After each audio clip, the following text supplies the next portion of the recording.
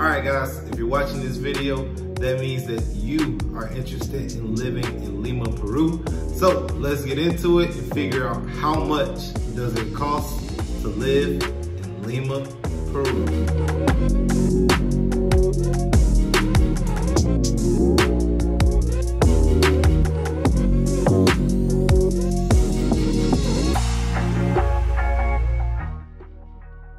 Before I get into this video, I think it's important, and I've said this with every cost of living video that I've done, this is my lifestyle. Everybody's lifestyle is different. Everybody lives differently abroad. Everybody vacations differently. Everybody travels differently. So even though I am giving a price breakdown, you have a different life than me. So your price breakdown almost guaranteed will not be the same. This is supposed to be a general guide of what to expect while you're here in Lima, Peru. So my biggest expense here in Lima, Peru is my rent. In the apartment itself, it is actually pretty spacious. There's a really big living room area, a really big kitchen area. There's a spot with tons of storage for my clothes and any other items that I have. A really generous amount for the place that I'm actually laying my head, the bedroom area. So I'm pretty happy with this. And for this apartment, I am currently paying 1,000 USD. Now, I will say with that, the apartment is actually listed as 850 USD, but because of Airbnb and all their wonderful fees, I had to pay an absorbent amount of taxes. Yeah, I used a big word for that one. And the taxes and fees ended up being in $150, so that brought it up to 1,000 USD, which is what I'm paying for this apartment here in Lima, Peru.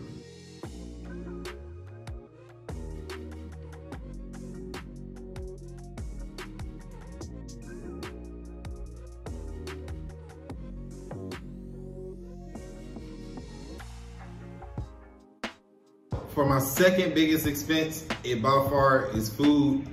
If you guys haven't watched any of my previous videos, I actually do work online, and I bring that up because that means most of the time during the day, I'm getting food delivered.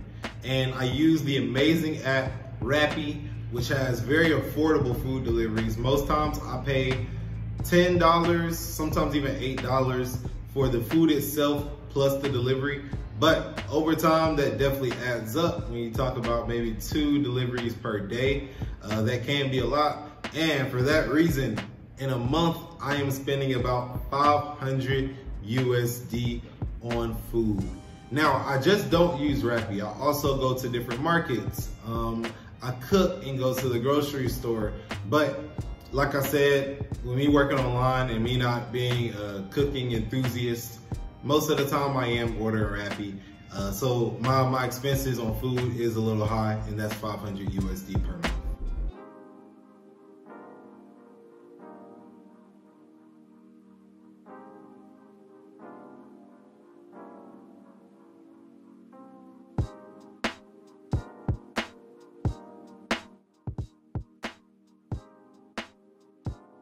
So activities and fun stuff, the reason why we travel, right? Truthfully, I have not done a ton of activities in my time here in Lima. I've gone to Huachina, which was amazing. I would highly recommend anybody that comes here to go to Huachina, at least for 2 days. I think that's the amount of time I would suggest spending there. On top of that, I've gone to soccer games too, and those have been really, really fun.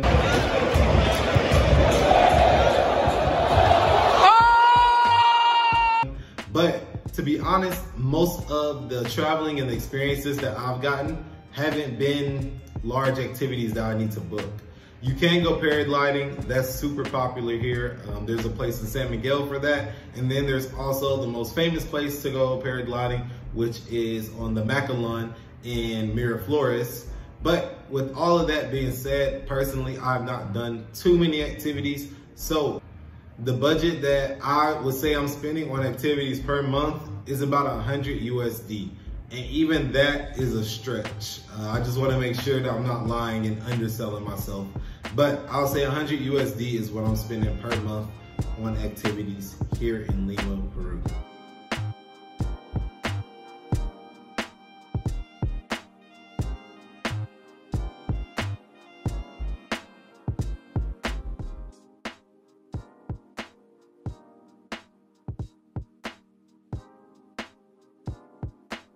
Nightlife.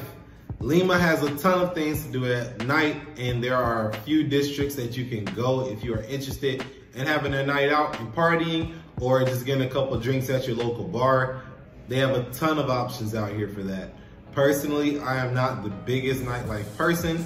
I don't drink a whole lot myself, and I don't party a whole lot myself. So my nightlife expense is actually pretty low.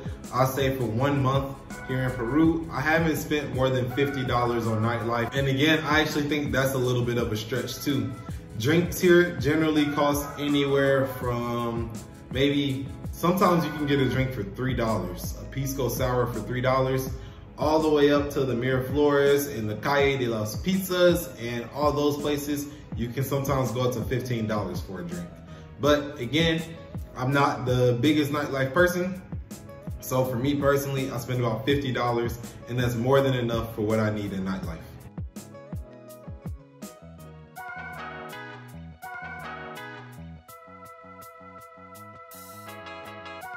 Taxis, I would say, is probably my third biggest expense here in Lima. They have a ton of options for you if you do need a taxi or a person to take you somewhere here in Lima. You have the actual taxis themselves. Then you have the apps Cabify, you have Uber, and you have Didi.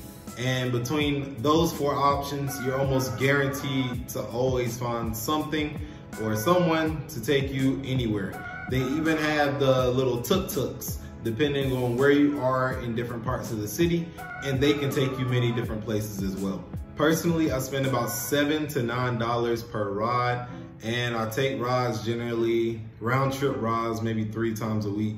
So generally speaking, I have a budget of about 200 to 250 USD per month that I'm spending on taxis here in Lima, Peru. And again, the caveat I'll say to that is that's where like your lifestyle will kind of depend on how much you spend. If you stay in the house a whole lot and you don't go out that many times per week, you're not gonna spend that much. But if you wanna go out every single night, you're gonna spend more than that, guaranteed. I also will say too, I stay in San Miguel, and a lot of these eateries, a lot of these coffee shops, a lot of these major places that I go to are either in the historical district, in the Plaza de Armas section, in Barranco, or in Miraflores. And the distance sometimes is why it actually costs so much. Lima, Peru is a massive, massive city, and sometimes it can take you 30 or 40 minutes to get somewhere. So over time, that kind of weighs down and you pay for that. So for me, I spend $250 on taxis per month, but that could be completely different for you. Another important expense that I wanted to put in here is haircuts. You gotta stay looking clean out here. And for me personally, my haircut costs about $17 to $18 with a tip each time. I go to a spot in Miraflores, and my boy Luis gets me right every time. Una pregunta para ti, amigo. ¿Cómo es mi español por uno turista? 1 de 10. 7. 7? Sí, ah, muy bueno, muy bueno. So, with Luis, I go there maybe 2 to 3 times per month. Let's just say 3 so I can be accurate here and not undersell. And with 3 times, I spend about 55 USD per month, keeping my hair nice, cut, and clean.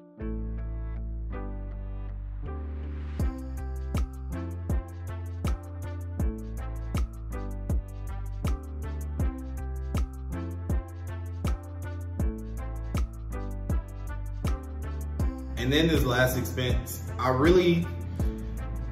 there isn't anything specific that I would give this expense to. I would just say life, things happen.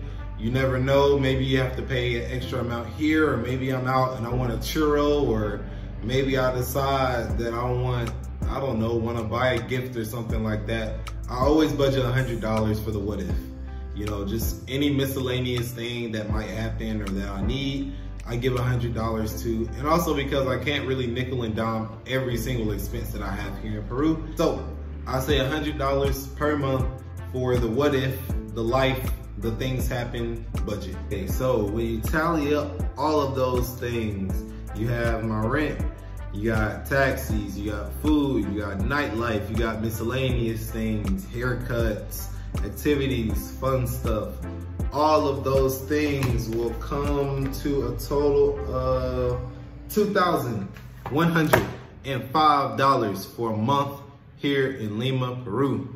And to be honest with you, I think this is actually more on the expensive side. I feel like you don't have to get this apartment that sits by the sea. You don't have to order in Rappi 2 or 3 times a day. I think you can actually bring this down a lot lower, to be honest with you.